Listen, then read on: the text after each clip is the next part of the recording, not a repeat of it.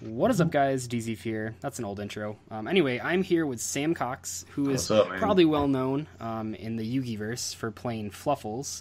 And we wanted to talk about a couple of the questions that at least I've been noticing on my own Fluffle videos, and he's been getting asked in real life and on his channel, which, by the way, check it out in the description. He posts Fluffle content if you're interested into it. And anyway, yeah, introduce yourself, how you got started with Fluffles, and yeah, that's, I guess, the intro. Well, my name is Sam Cox. Man, I've been playing the game since pretty much, like everybody, when it came out in 2002. I got into Fluffles when I started building it for my wife when New Challengers came out. And then she didn't want to play. So, long story short, I got all my cards stolen one day, and all I had left was that deck because it was with her. And I was like, well, I guess I'll try to play this. And I don't know, man. I liked it. Took it to tournament, and it went X6 during Burning Abyss format. And then I don't know, just kept working on it, and we kept getting more support here and there. And then finally top of the deck about 2 years ago, and then I feel like it's gotten better ever since then, man. It's a fun deck, dude. So. Yeah, but some of the things, well, the biggest question that we're going to answer here, and I've already talked about a little bit prior to this video, is what are we going to do with Fluffles in Link format? Or I guess it's not really Link format because this is how the game is becoming. It's just Link when the Link summoning mechanic affects it. I know I get asked that question quite a bit, and one thing that we were talking about was that, I mean, do you guys know that you can like summon Sabretooth by like using the fusion monster on the field? Like that's totally legal play. As long as you get rid of the monster in the extra deck zone, you can use it for stuff. I don't think a whole lot of people know that. I don't think a whole lot of people do know about the whole Sabretooth thing because it kind of cheats the Link mechanic, I guess you could say, kind of like Omega, to where like you can definitely have more than one without having to have like a Link monster. But I would say Sabretooths. I guess one of the things that I really want to say is if you're trying to really play the deck after Links come out, I would pick up Sabretooths because I can see even just like the reprints going up to like $6-7. I mean, I don't know, but because it's going to be like a 3 of because it only has those 2 printings. So. And I don't know. I think that rank 8s might become popular in the deck too. I don't know. People ask me all the time. They're like, what are you gonna do when Links come out? I'm like, well, I know Sabretooth. I know that. Yeah. As far as the other stuff, I don't know. But it's also kind of cool because one of the problems that I've had with Fluffles in the past is like finding a use for Seraphonite because it's Brilliant Fusion is really good. It's just like one of the best cards in the deck. It just does so much. But the Seraphonite is kind of awkward. You can overlay for rank 5 with it. You can use it for, with Glow Up Bulb to like make a synchro or something. But generally speaking, a lot of times the Seraphonite just sits on the field. But with Link Summoning, you can actually just toss the Seraphonite for a Link monster. I think that's like a whole nother level of versatility. Oh yeah, dude. I think the Seraphonite will still probably be extremely like used in Fluffles. I don't know exactly how much people are going to play the Brilliant Engine after it. Because and here, I guess one big answer I have to say to like what I'm gonna do is because if I don't know how to explain it. Like people definitely play Fluffles compared to like they wait to see what the meta shapes up to be like because Fluffles is a deck that always really wants to go second. So like I don't know. What I do with Fluffles and Links after Links come out is really going to depend on what other people do. So I don't have an answer, and I don't know if like really anybody has an answer of what Fluffles are going to do after Links. Yeah. If that makes any sense, like because we build our builds to go second, and they all depend on if back row is a heavy thing in this format. We put in Twin Twisters if whatever. So it really just depends. All I know is really Sabretooth is really good out, and we're just kind of going from there.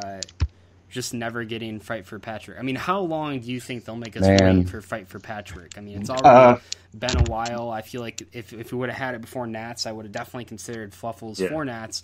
And I suppose maybe this video will be obsolete if it comes out in the Battles of Legend pack, but I don't think it's going to. So, I mean, how long do you think they're going to make us wait for Fight for Patchwork? You know what? Probably, I want to say that it's going to come out shortly after Links. I want to say September, but you never know, man. Like it's just so here and there about it. I do think, and this sounds kind of like extremely biased, but I don't know if you've thought the same thing, but I think that since Zoo is one of those decks that obviously wants to go first and stuff, like if Patchwork would have came out I think that it would have been like one of the main decks that could beat Zoo. And I'm not saying that biased. I mean that because like, I tested with proxies of Patchwork and, printed them off. Yeah, no, I think you're completely correct there. Like I don't know. I think that they waited for that reason because like, I don't know, man. I tested against it. I tested against Zoo and Draco and all this other stuff. And the fact that it's just like Zoo can open up, two to four negates possibly, four even kind of stretching it. But Patchwork is a 1-for-1, and the fact that you're already starting out with more cards than your opponent did because your deck goes second, you have that advantage. So I don't know. All that to say that I think that Patchwork didn't come out for a reason. So do you think if Patchwork comes out and Link Summoning is a thing, that Fluffals will be semi-competitive in that? Yeah, I think that they'll be. The only thing really that's keeping they're tier 2 and they've been tier 2 I think for a little bit, maybe tier 2.5, but like I think that if they can find something that helps them float a little more, that would probably help. But I think that they're going to be able to keep up. Recovery is definitely a huge issue. Yeah. I don't know. I haven't found a whole lot of floaters in the deck. I mean, what are your what is your first turn stuff like that you try to go for? Yeah, when I try to go first, I just always try to end because I'm playing the Draco variant, and we can kind of segue into the last question, which is like what the best variant is. But with the Draco variant, you're really just trying to end with Sabretooth and Sheep, and then Masterpiece. That's like really hard for Zoo to get over. Yeah, you lose a lot of. You don't really have any comeback after that. And you play 2 Fright for Fusion in all of your builds. I've been playing at 1 or 2, but that's like the only like comeback card, pretty much. Yeah, I don't know. It's a hard card because like you don't want to open up. You really don't want to open up 1, especially if you're going first.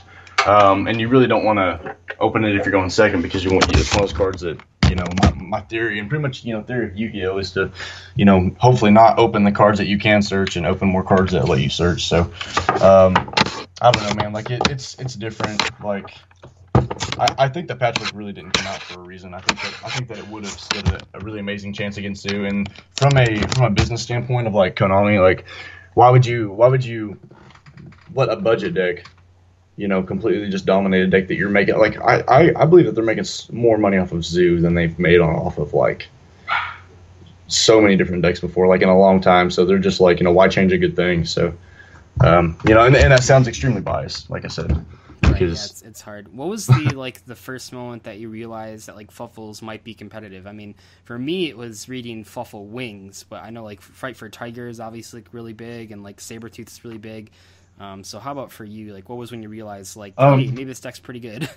I messed around with it for a really, really long time, but it wasn't until Sheep came out. And I think Sheep was really what it needed to give it its first big push, because that was during Burning Abyss and Shaddoll format. Yeah, and that they just carried on. Bear. Yeah, it was just Bear and Wolf, and at that time, man, Shaddolls and Burning Abyss floated, and I had to play like. Because Bear's not like Wolf's not like a huge monster, so I had to play, Mirror Forces and Dark Hole and Raigeki, and that's just not good against Dante and Construct, that. So, but whenever Sheep came out, it was really what kind of like made the deck, gave that deck a little push, because like I went the first after Sheep came out, I actually went X3, and I didn't top that event, but I got like 40th or something at like a regional, and then they were like, what the freak is ever? I kept pissing off people with Fright for Sheep. And they're like, you run over Dante, and then you come back as 28, and you run him over again, and they just blew their mind that they couldn't float, and it was like, what the heck? So, I think that was the first big moment that I was just like, wow, this deck actually has like a really good matchup with like the meta and stuff. Right. Yeah. Did you get your invite with Fluffals this last? Or first of all, did you get your invite? Second of all, did you get it with Fluffals? Yeah, I got actually. I topped.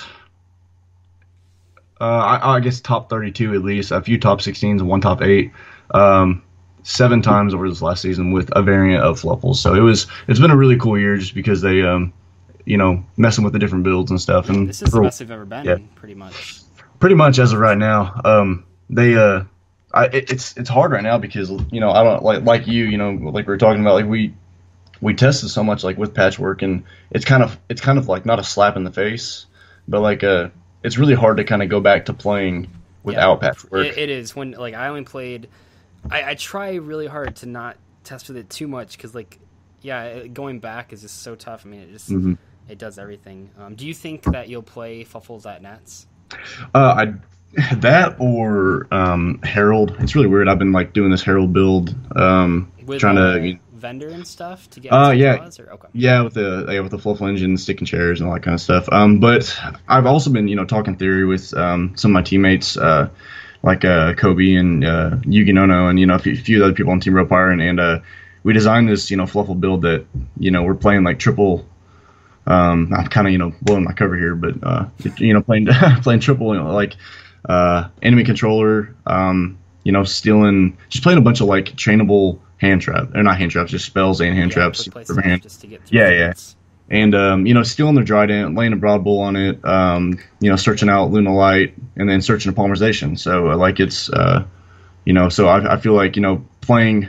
I don't want to call it Fluffle Zoo because I'm totally against playing Zoo, but like just putting Zoo cards in my extra deck for whenever I steal the opponent's Zoo, I can because Broad Bull does search the Black Sheep, and that gets you to play. No, that's really good. Yeah, for sure. And just lay a Dryden on top of that and pop another one of their cards. So yeah, I mean, you steal their cards and make them out there on resources with the cards that you stole from them. That's really the whole base of the deck. So seems pretty good. Hopefully it works out for you. Yeah.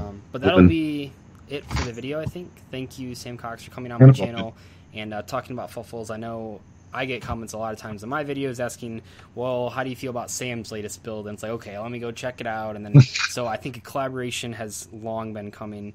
Make sure to check out his channel. I'll link it in the description. And thanks for coming on. Hey, no problem, dude. We'll see you later. Yep. Okay.